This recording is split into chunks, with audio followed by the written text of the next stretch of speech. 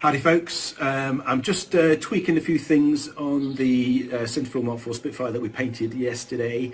For example here, I had a couple of runs on the underside of the bonnet, so I've taken that back with a 240 and then a 600 grit paper, and we'll be repainting underneath here. It needed a second coat anyway, so that's fine. And now the paint's a bit fatter, the boot lid is catching on the body there. So I'm going to adjust these bolts here. We'll adjust these a little as well.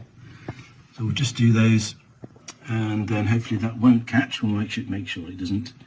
Now, if you've done a good job with your base coat, you don't need to sand it before you put clear on, but you can do if you need to. So if you've got a run or an insect or something like that, you can sand it. Now, I would suggest you always go over it again with another layer of base coat, even if you've not gone through to the primer. Obviously, if you've gone through to the primer like there, then you need to paint it.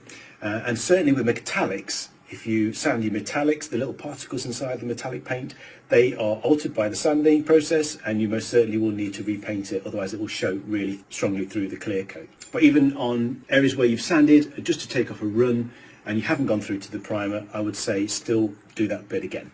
So all these areas will need repainting, but it's not a massive job. Probably a couple of pots of paint, I would have thought.